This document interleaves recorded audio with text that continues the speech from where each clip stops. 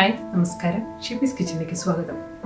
അപ്പോൾ കുറച്ച് ദിവസമായി വീഡിയോസൊക്കെ ചെയ്തിട്ട് ഓൾമോസ്റ്റ് ഒരു മാസമായി ഞാൻ വീഡിയോ ഒന്നും അപ്ലോഡ് ചെയ്തിട്ടുണ്ടായില്ല.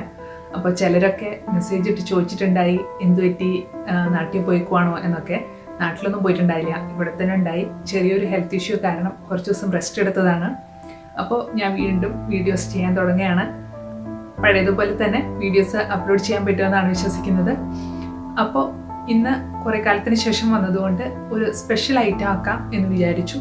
ഇന്ന് ഞാനിവിടെ ചെയ്യാൻ പോകുന്നത് ഫ്രഞ്ച് മാക്കറോൺസ് ആണ്. ഇതൊരു സാൻഡ്വിച്ച് കുക്കിയാണ്. ഇപ്പോൾ ഈ അടുത്ത കാലത്തായിട്ട് നമ്മുടെ ബേക്കറികളിലോ അല്ലെങ്കിൽ പേസ്ട്രി ഷോപ്സിലോ ഒക്കെ കാണാൻ തുടങ്ങിയിട്ടുള്ള ഒരു ഐറ്റമാണ്. കാണാൻ നല്ല ഭംഗിയാണ്, അതുപോലെ തന്നെ ടേസ്റ്റിയാണ്. അതിൻ്റെ ടെക്സ്ചർ സാധാ കുക്കിയിൽ നിന്ന് നല്ലൊരു ഡിഫറെൻ്റ് ആണ്. അപ്പോൾ ഇതങ്ങനെ ബ്രാൻഡഡ് ആയിട്ടൊന്നും കണ്ടിട്ടില്ല ഇതുവരെ. സാധാരണ പേസ്ട്രി ഷോപ്സിൽ അവർ തന്നെ ബേക്ക് ചെയ്തെടുക്കുന്ന ഒരു ഐറ്റം ആയിട്ടാണ് ഡിസ്പ്ലേ ചെയ്തിട്ടുണ്ടാവുക. ഇത് വളരെ കുറച്ച് ഇൻഗ്രീഡിയൻസ് കൊണ്ട് ഉണ്ടാക്കുന്ന ഒരു കുക്കിയാണ്. പക്ഷേ അതിൻ്റെ ടെക്സ്ചർ ഡിഫറെൻ്റ് ആണെന്ന് പറഞ്ഞതുപോലെ തന്നെ അത് ഉണ്ടാക്കാനുള്ള ഒരു ടെക്നിക്ക് ഒന്ന് പ്രാക്ടീസ് ചെയ്ത് എടുത്തു വരണം. അതുകൊണ്ട് തന്നെ ഇതത്ര എല്ലാവരും ഉണ്ടാക്കി നോക്കാൻ ശ്രമിക്കാറില്ല. ഇത് വളരെ എളുപ്പത്തിൽ തന്നെ ഉണ്ടാക്കാം, അതിൻ്റെ ഒരു ടെക്നിക്ക് പഠിച്ചാൽ മതി. അപ്പോൾ നമുക്ക് ഇന്ന് ഫ്രഞ്ച് മാക്കറോൺസ് എങ്ങനെയാണ് ഉണ്ടാക്കുന്നതെന്ന് നോക്കാം. ഇത്ര ഇൻഗ്രീഡിയൻസ് ആണ് ഫ്രഞ്ച് മാക്കറോൺസിൻ്റെ കുക്കീസ് അല്ലെങ്കിൽ ആ ഷെല്ല് ഉണ്ടാക്കാനുള്ള ഇൻഗ്രീഡിയൻസ്. ഇത് ആൽമണ്ട് ഫ്ലവർ അല്ലെങ്കിൽ ആൽമണ്ട് മീൽ എന്ന് പറയുന്നത്. ഇപ്പോൾ സൂപ്പർ മാർക്കറ്റിലൊക്കെ അവൈലബിൾ ആണ് ഇങ്ങനെ ആൽമണ്ട് മീൽ അല്ലെങ്കിൽ ആൽമണ്ട് ഫ്ലവർ എന്നൊക്കെ പറഞ്ഞിട്ട്. ഇതൊന്നും കിട്ടുന്നില്ലെങ്കിൽ സാധാ ആൽമണ്ട് എടുത്തിട്ട് പൊടിച്ചാൽ മതി. മിക്സിയിലിട്ടിട്ട് നന്നായി പൊടിക്കണം. പിന്നെ ഇത് ഐസിങ് ഷുഗർ അല്ലെങ്കിൽ പഞ്ചസാര പൊടിച്ചത്. പിന്നെ ഇത് എഗ്ഗിൻ്റെ വൈറ്റ് ആണ്. പിന്നെ സാധാ പഞ്ചസാര. ഇത്രയാണ് ഫ്രഞ്ച് മാക്കറോൺസിനുള്ള കുക്കീസ് അല്ലെങ്കിൽ ഷെല്ല് ഉണ്ടാക്കാനുള്ള ഇൻഗ്രീഡിയൻസ്.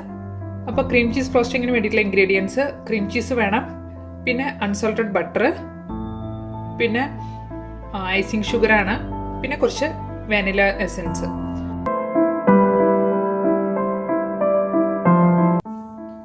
ഇത് ഉണ്ടാക്കുന്നതിന് മെയിനായിട്ട് വേണ്ടത് ഇതിൻ്റെ പ്രിസിഷനാണ്. അതിൻ്റെ അളവുകളൊക്കെ കറക്റ്റ് ആയിരിക്കണം, അല്ലെങ്കിൽ അതിൻ്റെ ടെക്സ്ചർ മാറിപ്പോവും.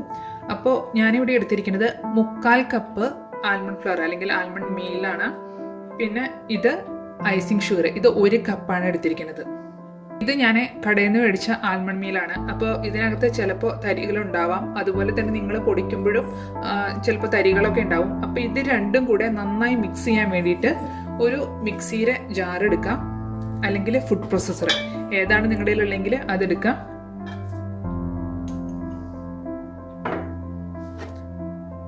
ഇത് രണ്ടും ആൽമണ്ട് മീലും ഐസിങ് ഷുഗറും ഇതിനകത്തോട്ട് ഇടുക.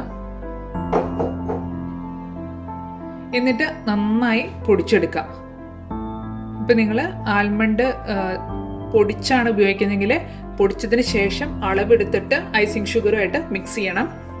ഇപ്പം ഇത് നന്നായി മിക്സിയിലിട്ട് ഒന്ന് അടിച്ചതിന് ശേഷം തിരിച്ചു വരാം. ഇതിപ്പോൾ നന്നായി പൊടിച്ചെടുത്തിട്ടുണ്ട്.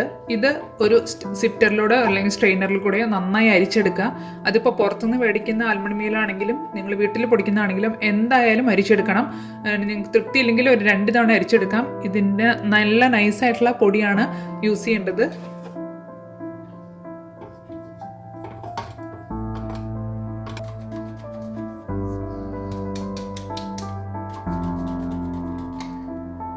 ഇപ്പോൾ ഇത് അരിച്ചു കഴിഞ്ഞിട്ടുണ്ട്. അരിച്ചിട്ട് നിങ്ങളുടെ ഇതിനകത്ത് സ്ട്രെയിനറിനകത്ത് എന്തെങ്കിലും തരി വരുന്നുണ്ടെങ്കിൽ അത് കളയണം, അല്ലെങ്കിൽ നന്നായി പൊടിച്ചതിന് ശേഷം വീണ്ടും അരിക്കണം.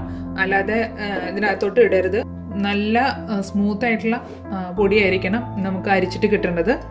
അപ്പം ഇനി നമുക്ക് ഇത് മാറ്റി വയ്ക്കാം. അടുത്ത സ്റ്റെപ്പ് നമ്മൾ ചെയ്യാൻ പോകുന്നത് എഗ്ഗിൻ്റെ വൈറ്റ് നല്ല സ്റ്റിഫ് പീക്കാവുന്നത് വരെ ബീറ്റ് ചെയ്തെടുക്കാൻ പോവാണ്. ഇതിപ്പോൾ ഞാൻ എടുത്തിരിക്കുന്ന 2 മുട്ടയുടെ വെള്ളയാണ്. ഇതിപ്പോൾ ഫ്രിഡ്ജിൽ വെച്ച മുട്ടയാണെങ്കിൽ നേരത്തെ തന്നെ പുറത്തെടുത്ത് വെച്ച് അത് പൊട്ടിച്ച് അതിൻ്റെ വെള്ളയാക്കിയതിന് ശേഷം തണുപ്പിച്ചെല്ലാം തുറന്നു വെച്ച് തണുപ്പിച്ച് അതിനകത്ത് എന്തെങ്കിലും വെള്ളത്തിൻ്റെ അംശം ഉണ്ടെങ്കിൽ അതും അങ്ങ് പോയി കിട്ടും. അങ്ങനെ റൂം ടെമ്പറേച്ചർ ആയിട്ടുള്ള എഗ്ഗ് തന്നെ എടുക്കണം. ഞാൻ എടുക്കുന്ന പാത്രവും അതുപോലെ തന്നെ ബീറ്ററിൻ്റെ അറ്റാച്ച്മെൻ്റ് ഒക്കെ നല്ല ക്ലീൻ ആയിട്ടുള്ളതായിരിക്കണം. തീരെ വെള്ളത്തിൻ്റെ അംശമോ അല്ലെങ്കിൽ വേറെ എന്തെങ്കിലും ഒന്നും ഉണ്ടാവാൻ പാടില്ല. പിന്നെ നമ്മളിവിടെ യൂസ് ചെയ്യുന്നത് ഗ്രാനുലേറ്റഡ് ഷുഗറാണ്. ഇത് 1/4 കപ്പാണ് ഷുഗർ എടുത്തിരിക്കുന്നത്.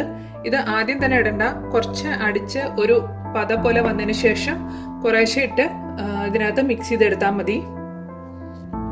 പിന്നെ ഇത് ബീറ്റ് ചെയ്യാൻ തുടങ്ങുമ്പോൾ തന്നെ സ്ലോലി ബീറ്റ് ചെയ്യാൻ തുടങ്ങുക, സ്ലോ ടു മീഡിയം. പിന്നെ ഇത് സമയം എടുത്ത് ബീറ്റ് ചെയ്യണം, കുറച്ച് സമയം എടുക്കും ഇതാവാൻ. അതിലും മടി വിചാരിക്കരുത്, ഇതാണ് ഇതിൻ്റെ മെയിൻ ആയിട്ടുള്ള ഒരു പാർട്ട്. അപ്പോൾ സമയം എടുത്ത് ഇത് ബീറ്റ് ചെയ്തെടുക്കണം. അപ്പോൾ നമുക്ക് ഇനി ഇത് ബീറ്റ് ചെയ്യാം.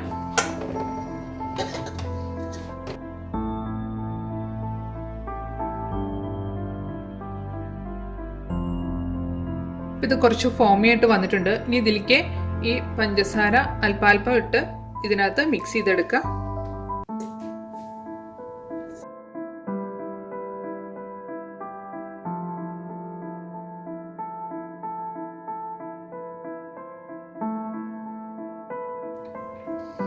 ഇപ്പം നിങ്ങൾക്ക് കാണാൻ പറ്റും, നല്ല ഷൈനി ആയിട്ടുള്ള സ്റ്റിഫ് പീക്കായിട്ട് വന്നിട്ടുണ്ട്. ഇതാണ് ഇതിൻ്റെ ഒരു കൺസിസ്റ്റൻസി. ഇത്രയും നേരം ഇത് ചെയ്യണം. നല്ലൊരു സ്മൂത്ത് ആൻഡ് ഷൈനി കൺസിസ്റ്റൻസി ആകുമ്പോൾ നമുക്ക് ബീറ്റിംഗ് നിർത്താം. ഇനി ഇത് ഇതുപോലെ തന്നെ ബേക്ക് ചെയ്തെടുക്കാം. അല്ലെങ്കിൽ നിങ്ങൾക്ക് ഒരു കളർ കൊടുക്കണമെങ്കിൽ ഈ നേരത്ത് കളർ ആഡ് ചെയ്തിട്ട് ഒന്നുകൂടെ ജസ്റ്റ് ഒന്ന് അത് മിക്സ് ചെയ്യണ വരെ ബീറ്റ് ചെയ്തെടുക്കുക. ഞാൻ പിങ്ക് കളറാണ് ഉദ്ദേശിക്കുന്നത്, അതുകൊണ്ട് ഞാൻ റെഡാണ് ചേർക്കുന്നത്.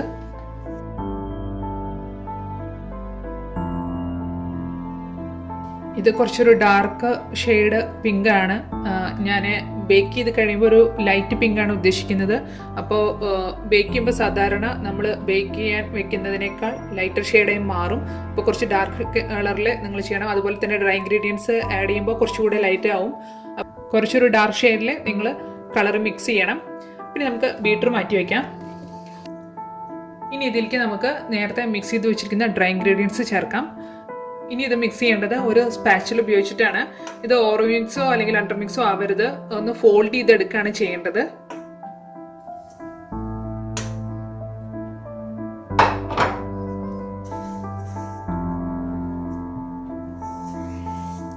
ഇത് ഭയങ്കര സ്പീഡിൽ മിക്സ് ചെയ്യാൻ പാടില്ല.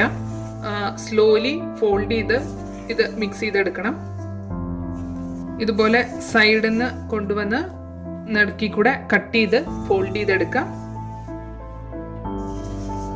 ഇത് ഫുള്ളായിട്ട് മിക്സ് ആയിട്ടുണ്ട്. ഇപ്പോൾ ഞാനിതിങ്ങനെ എടുത്ത് ഉയർത്തിയാൽ ഇത് ഒറ്റ ബ്ലോക്കായിട്ട് വീഴുന്നത് കാണാം. അപ്പോൾ ഇത് പ്രോപ്പർ ആയിട്ടില്ല, ഇതിൻ്റെ മിക്സിങ് പ്രോപ്പർ ആയിട്ടില്ല. ഇപ്പോഴും ഇത് തിക്കാണെന്നാണ് അതിൻ്റെ അർത്ഥം. അപ്പോൾ അതൊന്നുകൂടെ ഫോൾഡ് ചെയ്യുക, കുറച്ചുകൂടെ ഒന്ന് സ്മൂത്ത് ആവാനുണ്ട്.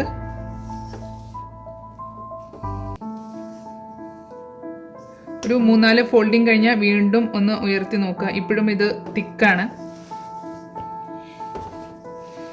കാരണം നമ്മളിത് ഓവറായിട്ട് മിക്സ് ചെയ്യാൻ പാടില്ല. അതുകൊണ്ടാണ് 2-3 ഫോൾഡിങ് കഴിഞ്ഞാൽ വീണ്ടും വീണ്ടും ചെക്ക് ചെയ്യാൻ പറയണത്. ഓവറായിട്ട് മിക്സ് ചെയ്ത് കഴിഞ്ഞാൽ ഇത് ഭയങ്കര ലൂസായിട്ടുള്ള ഒരു ബാറ്ററായി മാറും. ഒരു റിബൺ കൺസിസ്റ്റൻസിയാണ് നമുക്ക് അച്ചീവ് ചെയ്യേണ്ടത്. ഇപ്പോൾ നിങ്ങൾക്ക് കാണാനുണ്ടാവും, ഇത് ബ്ലോക്കായിട്ട് വീഴാതെ ഇതൊരു റിബൺ കൺസിസ്റ്റൻസി കണ്ടോ, റിബൺ പോലെയാണ് ഇത് വീഴുന്നത്. അതാണ് നമ്മുടെ കൺസിസ്റ്റൻസി.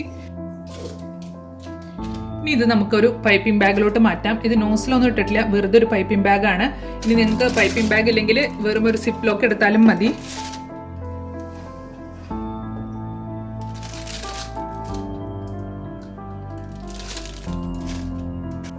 ഞാനിപ്പോൾ ഒരു ബേക്കിംഗ് ട്രേയിൽ ഒരു ടെംപ്ലേറ്റ്, അതായത് ഒരു 1.5 ഇഞ്ച് ഡയമീറ്റർ ഉള്ള റൗണ്ട്സ് വരച്ചിട്ട് സാധാ ഷീറ്റിൽ വരച്ചിട്ട് അത് ടെംപ്ലേറ്റ് ആയിട്ടാണ് യൂസ് ചെയ്യുന്നത്. പിന്നെ അതിന് മുകളിൽ ഒരു പാർച്ച്മെന്റ് പേപ്പർ ഇട്ടിട്ടുണ്ട്. ഇനി നിങ്ങൾക്ക് നോക്കിയിട്ട് തന്നെ ചെയ്യാൻ പറ്റുമെങ്കിൽ അങ്ങനെയും ചെയ്യാം. അല്ലെങ്കിൽ ഈ പാർച്ച്മെന്റ് പേപ്പറിന്റെ മുകളിൽ തന്നെ വരച്ചിട്ട് അത് മറച്ചിട്ടിട്ട് അതിന്റെ മുകളിൽ ചെയ്താലും മതി. ഇതിപ്പോൾ ഞാൻ ചെയ്തതിന് ശേഷം ഈ ടെംപ്ലേറ്റ് പേപ്പർ എടുത്തു മാറ്റും.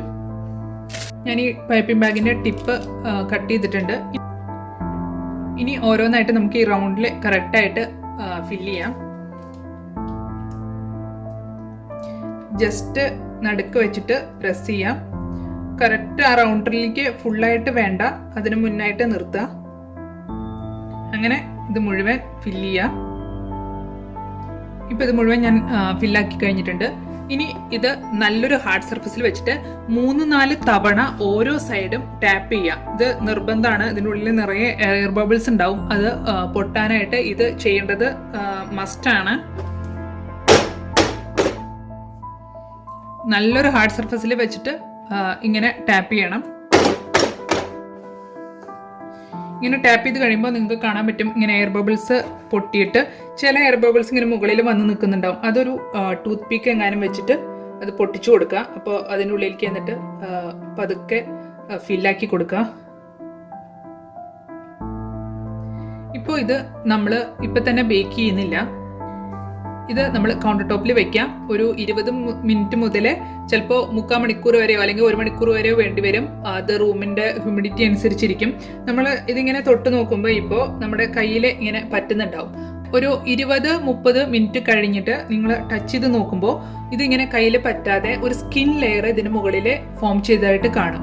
അങ്ങനെ സ്കിൻ ഫോം ചെയ്യുന്നത് വരെ നിങ്ങളിത് കൗണ്ടർ ടോപ്പിൽ വെക്കുക. അതിനുശേഷമാണ് നമ്മൾ ബേക്ക് ചെയ്യുന്നത്. അപ്പോൾ ആ സമയത്ത് നമുക്ക് തിരിച്ചു വരാം. ഇപ്പം ഇത് കൗണ്ടർ ടോപ്പിൽ ഇരിക്കാൻ തുടങ്ങിയിട്ട് അരമണിക്കൂർ കൂടുതലായി. നിങ്ങൾ ഇങ്ങനെ ടച്ച് ചെയ്ത് നോക്കുമ്പോൾ കയ്യിൽ തീരെ പറ്റില്ല. അതായത് ഇതിന് പുറത്തൊരു സ്കിൻ ലെയർ ഫോം ചെയ്തു എന്ന് നിങ്ങൾക്ക് മനസ്സിലാവും. അപ്പോഴാണ് നമ്മളിത് ബേക്ക് ചെയ്യേണ്ടത്. നമ്മളിത് ബേക്ക് ചെയ്യുന്നത് 160 ഡിഗ്രി സെൽഷ്യസിലാണ്. ഇപ്പം ഞാൻ അവൻ പ്രീഹീറ്റ് ചെയ്യാൻ ഇട്ടിട്ടുണ്ട്. ഇനി ഇതിനകത്ത് ബേക്ക് ചെയ്യാൻ പോവാണ്. ഒരു 15 മിനിറ്റ് ഒക്കെ മതിയായിരിക്കും ഇത് ബേക്ക് ചെയ്യാൻ. പിന്നെ നിങ്ങളുടെ അവൻ്റെ ടെമ്പറേച്ചർ ഡിഫറൻസ് അനുസരിച്ച് കുറച്ച് വ്യത്യാസം ഉണ്ടാവും. ഞാനിപ്പോൾ ഇതിൻ്റെ അടിയിൽ വെച്ചിട്ടുണ്ടായിരുന്ന ടെംപ്ലേറ്റ് എടുത്ത് മാറ്റിയിട്ടുണ്ട്. ഇനി ഇത് ബേക്ക് ചെയ്തതിന് ശേഷം തിരിച്ചു വരാം. ഇപ്പം ഇത് ബേക്ക് ചെയ്ത് കഴിഞ്ഞിട്ടുണ്ട്. ഇത് ബേക്ക് ചെയ്തോന്ന് അറിയാനായിട്ട് നിങ്ങൾ മുകൾ ഭാഗത്തൊന്ന് പ്രസ് ചെയ്ത് നോക്കിയാലേ നിങ്ങൾക്കത് മനസ്സിലാവും. നല്ല ഹാർഡായിട്ടുണ്ടാവും. അപ്പോൾ നമ്മുടെ ബേക്കിംഗ് നിർത്തണം. പിന്നെ ഈ ട്രേയിൽ തന്നെ ഇപ്പോൾ വെച്ചുകൊണ്ടിരിക്കരുത്. ഒരു വയർ റാക്കിലോട്ട് നിങ്ങൾ ഈ ട്രേയിൽ നിന്ന് ഈ ഷീറ്റ് കൊടുക്കനെ മാറ്റി വെക്കുക. ഇപ്പം ഇതാ ഇങ്ങനെ ഷീറ്റ് കൊടുക്കനെ മാറ്റി വെച്ചിട്ടുണ്ട്. ഇപ്പം ഇത് ഷീറ്റിൽ നിന്ന് ഇപ്പം തന്നെ അടർത്തി എടുക്കാൻ ശ്രമിക്കരുത്. ഇതൊന്ന് നന്നായിട്ട് ചൂടാറണം. അപ്പോൾ ഒരു 15 മുതൽ അരമണിക്കൂർ ഇത് ഇങ്ങനെ ഇരിക്കട്ടെ. അത് കഴിഞ്ഞിട്ട് നമുക്ക് ഈ ഷീറ്റിൽ നിന്ന് വിടർത്തിയെടുക്കാം. ഇപ്പം ഇത് ഇങ്ങനെ വെക്കാൻ തുടങ്ങിയിട്ട് ഒരു 10-15 മിനിറ്റ് കഴിഞ്ഞു. ഇനി നമുക്ക് ഇത് ഈ പാർച്ച്മെന്റ് പേപ്പറിൽ നിന്ന് എടുത്ത് മാറ്റാം. അപ്പോൾ ഇതിൻ്റെ അടിയിൽ കൂടെ എന്തെങ്കിലും ഒരു നൈഫോ എന്തെങ്കിലും ഇങ്ങനെ വിടിയിക്കാൻ ശ്രമിക്കുക. ഇനി ഇത് ഈ വയർ റാക്കിൽ കുറച്ചുകൂടെ നേരം തണുക്കാനായിട്ട് വെക്കാം. ഒരു അരമണിക്കൂറോ 1 മണിക്കൂറോ ഒക്കെ. ഇതിൻ്റെ അടി ഇങ്ങനെ ഇരിക്കും. പിന്നെ അതുപോലെ തന്നെ ഒരു ഫീറ്റ് പോലെ വന്നിട്ടുണ്ടാവും. ഇതാണ് ഈ ഷെല്ല് പ്രോപ്പറായിട്ട് ബേക്കായി എന്നതിൻ്റെ അർത്ഥം. ഇനി ഇത് നമുക്ക് തണുക്കാനായിട്ട് മാറ്റി വയ്ക്കാം. ഇപ്പം നമ്മുടെ കുക്കീസ് അല്ലെങ്കിൽ ഷെൽസ് തണുക്കുന്ന നേരം കൊണ്ട് നമുക്ക് ഇതിന് വേണ്ടിയിട്ടുള്ള ക്രീം ഫില്ലിങ് റെഡിയാക്കാം. ഞാനിവിടെ നിന്ന് ചെയ്യുന്നത് ക്രീം ചീസ് ഫില്ലിംഗ് ആണ്. അതായത് നമ്മുടെ ഈ കുക്കി അല്ലെങ്കിൽ ഷെൽ എന്ന് പറയുന്നത് കുറച്ച് സ്വീറ്റ് ആയിട്ടുള്ള കുക്കിയാണ്. അപ്പോൾ അതുകൊണ്ട് അതൊന്ന് ബാലൻസ് ചെയ്യാനായിട്ട് കുറച്ച് പുളി ടേസ്റ്റുള്ള ക്രീം ചീസാണ് ഞാനിന്നിവിടെ സെലക്ട് ചെയ്തിരിക്കുന്നത്. നിങ്ങൾക്ക് വേണമെങ്കിൽ ബട്ടർ ക്രീം ഫ്രോസ്റ്റിങ്ങും ചെയ്യാം. പക്ഷേ ബട്ടർ ക്രീം ഫ്രോസ്റ്റിങ് കുറച്ചുകൂടെ സ്വീറ്റ് ആയതുകൊണ്ട് എന്തെങ്കിലും ബെറീസിൻ്റെ ജാമും കൂടെ ചേർത്തിട്ട് ബട്ടർ ക്രീം ഫ്രോസ്റ്റിങ് ചെയ്യുന്നതാണ് നല്ലത്. അപ്പോൾ ആ ഒരു ടേസ്റ്റ് ബാലൻസ് ചെയ്ത് പോവും. ആദ്യം തന്നെ ഒരു 100 ഗ്രാം ക്രീം ചീസ് എടുക്കുക. ഇത് ഫ്രിഡ്ജിൽ നിന്ന് പുറത്തെടുത്ത് വെച്ച് കുറച്ച് സോഫ്റ്റ് ആയിട്ടുള്ള ക്രീം ചീസാണിത്. ആദ്യം തന്നെ നമുക്ക് ഈ ക്രീം ചീസ് ഒരു ബീറ്റർ കൊണ്ട് ബീറ്റ് ചെയ്തെടുക്കാം. ഇതിലേക്ക് റൂം ടെമ്പറേച്ചർ ആയിട്ടുള്ള അൺസോൾട്ടഡ് ബട്ടറാണ്. ഇത് ഒരു 20 ഗ്രാം. ഇത് ഇതിനകത്തോട്ട് ഇട്ട് കൊടുക്കാം. മെൽറ്റഡ് ബട്ടറോ അല്ലെങ്കിൽ ഹാർഡായിട്ടുള്ള ബട്ടറോ ആവരുത്. ഫ്രിഡ്ജിൽ നിന്ന് പുറത്തെടുത്ത് വെച്ച് സോഫ്റ്റ് ആയിട്ടുള്ള ബട്ടറാണ് നമ്മൾ ഇതിനകത്ത് ചേർക്കേണ്ടത്. 100 ഗ്രാം ക്രീം ചീസിന് നമുക്കൊരു 20 ഗ്രാം അൺസോൾട്ടഡ് ബട്ടറേ വേണ്ടുള്ളൂ. ഇനി നമുക്ക് ഇതിനകത്തേക്ക് ഐസിങ് ഷുഗർ ചേർക്കാം. ഐസിങ് ഷുഗറിന്റെ ക്വാണ്ടിറ്റി എന്ന് പറയുന്നത് ഓരോരുത്തരുടെ ടേസ്റ്റ് അനുസരിച്ചിട്ടാണ്. നല്ല മധുരം വേണം എന്നുള്ളവർക്ക് കുറച്ചുകൂടെ കൂടുതലിടാം. പിന്നെ ഐസിങ് ഷുഗർ എപ്പോഴും യൂസ് ചെയ്യുമ്പോൾ ഒന്ന് അരിച്ചതിന് ശേഷം യൂസ് ചെയ്യുക. കാരണം എപ്പോഴും അതിനകത്ത് കട്ടകൾ ഉണ്ടാവും. ഞാൻ ഇതുപോലെ ഓരോ ടേബിൾ സ്പൂൺ ആയിട്ടാണ് ഇതിനകത്തേക്ക് മിക്സ് ചെയ്യുന്നത്. അതിനുശേഷം ടേസ്റ്റ് നോക്കിയിട്ടാണ് ഓരോ ടേബിൾ സ്പൂണ് പതുക്കെ ആഡ് ചെയ്യുന്നത്. ഞാനിപ്പോൾ ഇതിൽ മൊത്തം 4 ടേബിൾ സ്പൂൺ ഐസിങ് ഷുഗറാണ് ആഡ് ചെയ്തത്. പിന്നെ ഞാൻ നേരത്തെ പറഞ്ഞ പോലെ ഇത് കുക്കീസും കുറച്ച് സ്വീറ്റ് ആയിട്ടുള്ളതാണ്. അപ്പോൾ അധികം മധുരം ചേർക്കാത്തതാണ് നല്ലത്. പിന്നെ നിങ്ങളുടെ ടേസ്റ്റ് അനുസരിച്ചിട്ട് ആഡ് ചെയ്യാം. ഇനി ഇതിലേക്ക് ഒരു 1/2 ടീസ്പൂൺ വാനില എസൻസ് കൂടെ ആഡ് ചെയ്യാം.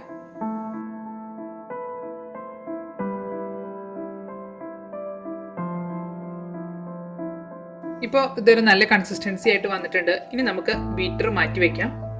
ഇനി നമുക്കിത് ഒരു പൈപ്പിംഗ് ബാഗിലോട്ട് മാറ്റാം.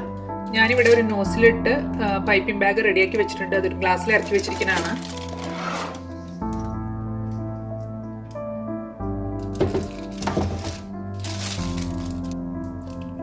ഇപ്പോൾ ഇത് ബേക്ക് ചെയ്ത് തീർന്നിട്ട് 1 മണിക്കൂർ കൂടുതലായി. ഇപ്പോൾ നമ്മുടെ ഫ്രോസ്റ്റിംഗ് റെഡി ആയിട്ടുണ്ട്, കുക്കീസും റെഡി ആയിട്ടുണ്ട്.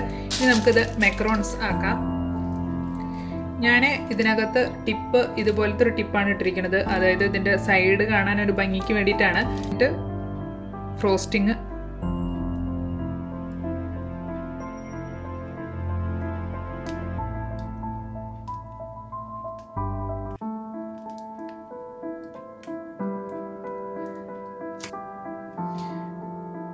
ഇതുപോലെ ഫ്രോസ്റ്റിംഗ് ചെയ്തതിന് ശേഷം വേറൊരു കുക്കി എടുത്ത് അതിൻ്റെ മുകളിൽ വയ്ക്കാം.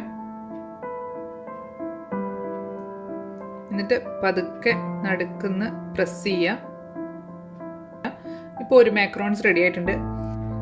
നിങ്ങളുടെ കുക്കീസ് എല്ലാം ഒരേ വലുപ്പത്തിൽ വരികയാണെങ്കിൽ കുഴപ്പമില്ല. ചിലപ്പോൾ നമ്മൾ ചെയ്യുമ്പോൾ കുറച്ച് ഡിഫറൻസ് ഉണ്ടാവും സൈസിന്. അപ്പോൾ ഇങ്ങനെ മാക്രോൺസ് ആക്കുമ്പോൾ ഏകദേശം ഒരേ വലുപ്പമുള്ള 2 ഷെൽസ് എടുത്തിട്ട് ഇങ്ങനെ സാൻഡ്വിച്ച് ആക്കാൻ ശ്രമിക്കുക.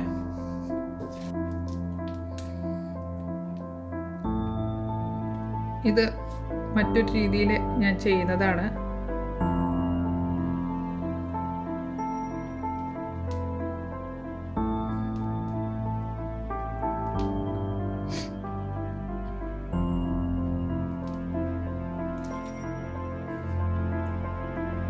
ഇതുപോലെ ചെയ്തതിന് ശേഷം ഒരു ഷെല്ലെടുത്ത് ഇതിൻ്റെ മുകളിൽ വെച്ച് പതിയെ പ്രസ് ചെയ്യുക. ഭയങ്കര ഫോഴ്സ് കൊടുക്കരുത്. അതുപോലെ എല്ലാ കുക്കീസും ചെയ്യണം. ഞാനിപ്പോൾ ഒരു പറഞ്ഞ അളവ് പ്രകാരമാണെങ്കിൽ നിങ്ങൾക്ക് ഒരു 20 മാക്രോൺസ് വരെ കിട്ടാം. അതൊരു ചെറിയ അങ്ങോട്ടും ഇങ്ങോട്ടൊക്കെ വ്യത്യാസം വരാം നിങ്ങളുടെ വലുപ്പം അനുസരിച്ചിട്ട്. ഇപ്പോൾ നമ്മുടെ മാക്രോൺസ് ഒക്കെ റെഡി ആയിട്ടുണ്ട്. ഇപ്പോൾ നിങ്ങൾക്ക് കാണാൻ പറ്റും 2 മാക്രോൺസിൻ്റെ ഇടയിൽ ക്രീം ചീസ് ഫില്ലിങ് വെച്ചിട്ടാണ് നമ്മൾ ചെയ്തിരിക്കുന്നത്. അപ്പോൾ എല്ലാവരും ട്രൈ ചെയ്ത് നോക്കാം. നിങ്ങൾക്ക് ഈ റെസിപ്പി ഇഷ്ടമായാൽ ഷെയർ ചെയ്യുക. ഇതുവരെ Shebi's kitchen subscribe ചെയ്തിട്ടില്ലാത്തവർ please subscribe. അടുത്തൊരു റെസിപ്പി ആയിട്ട് കാണുന്നത് വരെ ബൈ. Thanks for watching.